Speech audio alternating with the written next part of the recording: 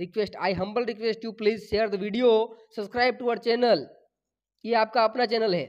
1857 की क्रांति दोस्तों, 1857 की क्रांति की बात कर लेते हैं, बहुत इंपॉर्टेंट है। यहाँ से प्रश्न तो बनता ही बनता है, 100% बनेगा प्रश्न, पुलिस कुछ भी कर लो बनेगा।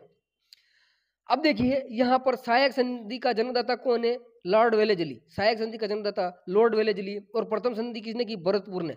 भरतपुर प्रथम संधि, सहायक संधि प्रथम संधि, लॉर्ड वेलेजली कौन सी संधि? सहायक संधि, ठीक है। और भरतपुर में शासक कौन था? रणजीत। रणजीत सिंह प्रथम सहायक संधि, जन्मदाता कौन है? वेलेजली। वेलेजली 29 सितंबर 1803 में कौन सी चली थी? सहायक संधियां चली थी। उसके बाद में देखिए विस्तृत और व्यापक संधि, सहायक संधि के तहत विस्तृत और व्यापक संधि करने वाली रियासत अलवर। अलवर बख्तावर, अलवर बख्तावर, अलवर बख्तावर। देखिए दोस्तों अलवर बख्तावर 14 नवंबर 1803, देखो दोनों 1803 में ही है ना, तो ये हो जाएगा। उसके बाद में देखिए दोस्तों नेक्स्ट दूसरी संधि आती, कौन सी संधि? आश्रय पार्थक्य संधि। और इसका जन्मदाता हेस्टिंग्स, कौन सा? Lord Hastings. आश्रय पार्थक्य संधि हेस्टिंग्स। देखो इधर भी आश्रय पार्थक्य थोड़ा अबका का नाम है और इधर भी अबका का नाम है, अरे है कि नहीं है ना। तो इस प्रकार से क्या हो जाएगा? इस प्रकार से हो जाएगा लॉर्ड हेस्टिंग आश्रय पार्थक्य संधि। और ऊपर कौन सा था अपने?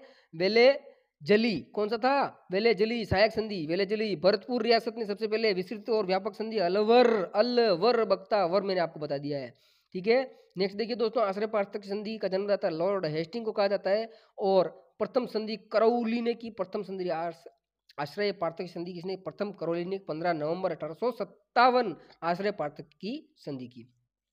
और विस्तृत और व्यापक संधि कोटा ने की। कोटा उम्मेद सिंह अभी पढ़ा था, उम्मेद सिंह कोटा चित्रशैली, हाड़ौती चित्रशैली का स्वर्ण काल, बार बार दोहराओ, बार बार उम्मेद सिंह, ये विस्तृत व्यापक संधि। जबकि प्रथम संधि किसने की? करौली ने। तो नेक्स्ट दोस्तों देखो इसमें क्या है? इसमें क्या है? 1817 में की। देखो आश्रय पार्थक्य की संधि 1817 में आएगी, जबकि वो जो ऊपर वाली थी वो कब आई थी?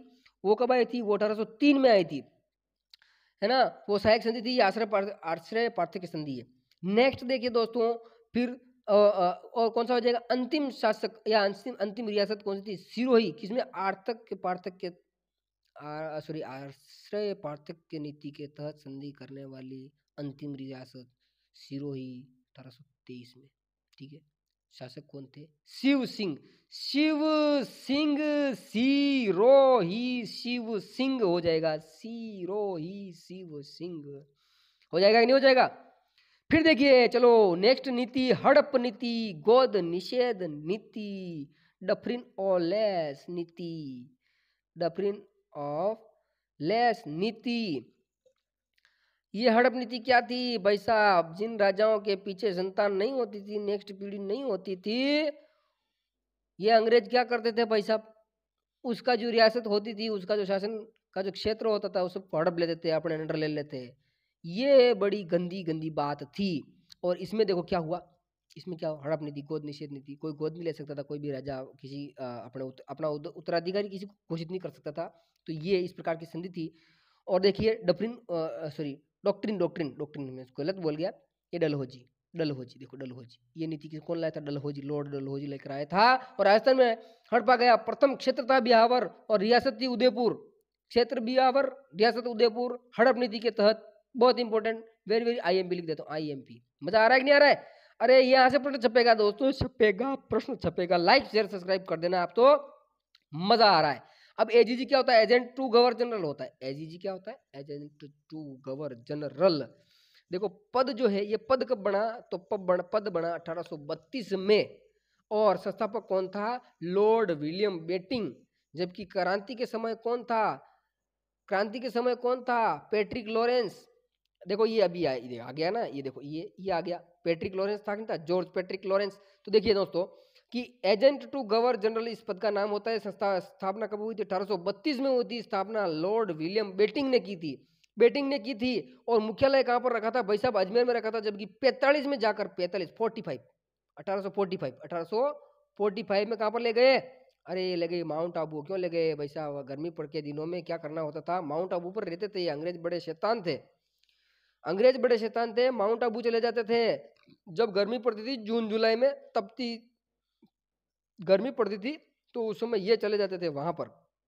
तो इस प्रकार से ये, और यह 1857 की जब क्रांति हुई उस समय भी इनका जो मुख्यालय था वो कहाँ पर था, वो भी वहीं पे था, माउंट आबू सिरोही में था। देखिए यहाँ पर लिखा होगा, क्या लिखा है, ये लिखा, देखो लिखा, क्या लिखा है,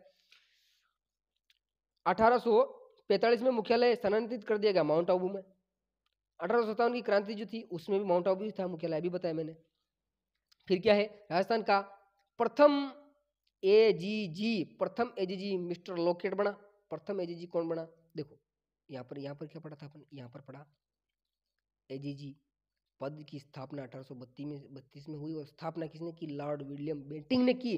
जबकि पहला एजीजी कौन था, पहला एजीजी कौन था, पहला एजीजी मिस्टर लोकेट था।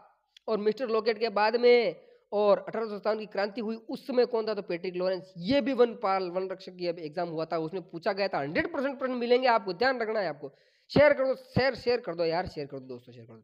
1857 में इंग्लैंड का प्रधानमंत्री, ये तो पामर्स्टन था ही, आपको पता है, सभी होशियार हो आप तो। इंग्लैंड का प्रधानमंत्री कौन था, पामर्स्टन। नेक्स्ट, 1857 की क्रांति के समय ईस्ट इंडिया कंपनी का मुख्य सेनापति जॉर्ज एनिसन। मुख्य सेनापति कौन था, तो जॉर्ज एनिसन मुख्य सेनापति, कहाँ, कब, 1857 की क्रांति के समय। अब कुछ तथ्य है उनको देख लेते हैं और फिर वीडियो को खत्म कर देंगे। आपको वीडियो को पूरा देखना है, अंत तक देखिए दोस्तों। और पीडीएफ के लिए मैंने आपको बता दिया है कैसे क्या करना है। जो उसके बाद में चलते आगे, तथ्य की बात करते हैं। क्रांति के बाद नियुक्त सेनापति कौन था, कॉलिन कैंपबेल। 1857 की क्रांति के समय भारत का general governor Lord Canning governor general 57 की क्रांति में। अब 1857 की जो क्रांति हुई, इस क्रांति का प्रतीक चिन्ह कौन था, कमल का फूल और चपाती। कमल का फूल और चपाती, चपाती नहीं लिखा है इधर, में चपाती लिख दो, चपाती का मतलब होता है रोटी, चपाटी, अंग्रेजी कहते थे चपाटी।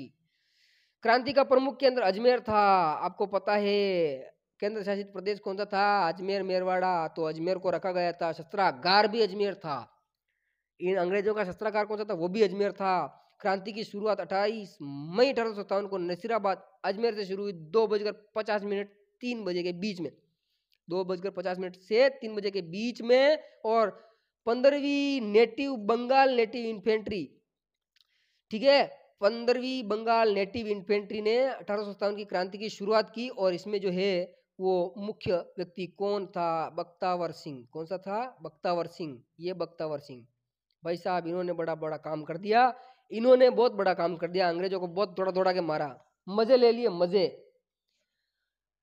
तो यहाँ पर आपको समझ में आ गई होगी बात। 28 मई को, हालांकि बाद में होनी थी, 2 दिन बाद में होनी थी, लेकिन वो गड़बड़ हो गई थी, इन अंग्रेजों को सूचना लग गई थी, तो क्रांतिकारियों ने पहले जो है शुरुआत कर दी, ठीक है। फिर देखिए, ये तो 28 मई को।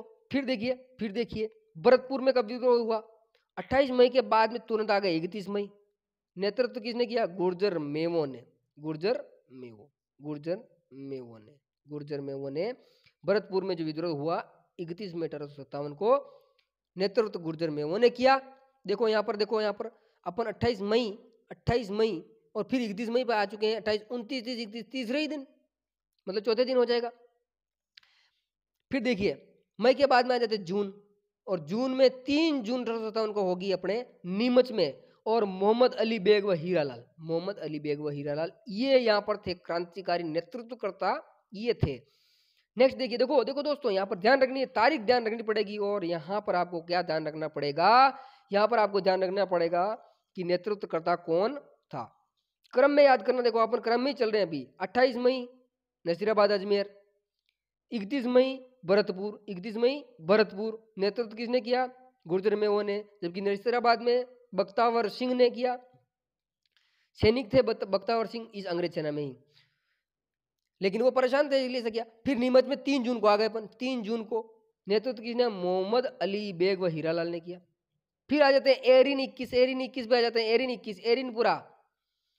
जून के बाद में जुलाई के बाद में अगस्त, जून के बाद में जुलाई के बाद में अगस्त, और ये आ जाएगा इक्की इक्की एकी एरिनपुरा इक्की इक्की इक्की एरिनपुरा एरिन इक्की अगस्त 1857। और देखो शीतल प्रसाद मोती और तिलक राम, शीतल प्रसाद मोती और तिलक राम। ठीक है साहब, तिलक का मोती शीतल, तिलक का मोती शीतल, ऐसे याद करो इसको, तिलक का मोती शीतल। नेक्स्ट देखो देखो ये बड़ा इंपॉर्टेंट है, आउआ आउआ पाली, आउआ पाली, पाली में पड़ता है पाली, पा फोर पाली, पाली आउआ पाली में ठाकुर कुशाल सिंह के नेतृत्व में विद्रोह हुआ था। ये बड़ी इंपॉर्टेंट बात है। और कोटा में देखो अपन अगस्त सितंबर और फिर आ गए अपन अक्टूबर पर, और अक्टूबर में 15 अक्टूबर 1857 को जयदयाल और मेहराब खां, जयदयाल और मेहराब खां इनको फांसी भी दे दी थी फिर लास्ट में, है ना। इन्होंने बड़ा तगड़ा किया था, 6 महीने तक कोटा के किले को घेर के रखा था इन्होंने। फिर लेकिन सैनिकों ने, जो अंग्रेज सैनिक थे, उन्होंने कोटा के किले में से इनको खदेड़ के बाहर निकाल दिया और जयदयाल और मेहराब खां को फांसी दे दी थी। उसके बाद में देखिए धौलपुर धौलपुर धौलपुर, ये 15 अक्टूबर, फिर से आ गए अपन 27 अक्टूबर 1757 गुर्जर देवा, ये गुर्जर देवा धौलपुर में देवा, भरतपुर में मेवो, गुर्जर मेवा गुर्जर देवा, गुर्जर मेवा गुर्जर देवा। देखिए अब दोस्तों वापस देख लेते हैं, इधर देखो देखो देखो यहाँ से 28 मई नजीराबाद अजमेर बख्तावर सिंह, 31 मई भरतपुर गुर्जर मेवो, 31 नीमच कौन सा हो जाएगा, 3 जून 57 हो जाएगा। नेतृत्व कौन करेगा, मोहम्मद अली बेग व हीरालाल। फिर एरिन 21 शीतल प्रसाद मोती खां और तिलक राम। और यहीं पे आउआ पाली एरिनपुरा, है ना, एरिनपुरा के बाद में आउआ पाली ठाकुर कुशाल सिंह 15 अक्टूबर आ जाएंगे, 15 अक्टूबर। और उसके बाद में धौलपुर गुर्जर देवा ये 27 अक्टूबर हो जाएगा। अब कुछ बचा तो नहीं है इसमें, शायद कुछ नहीं बचा है। अब प्रजामंडल बच गए हैं। अब नेक्स्ट वीडियो में प्रजामंडल और ये सारे अपन वन लाइनर करेंगे। तो आज की कक्षा यार, आज को वीडियो जो है घणो बढ़िया लागू होगा आपने। आप सभी को बहुत बहुत धन्यवाद है वीडियो को देखवा वास्ते।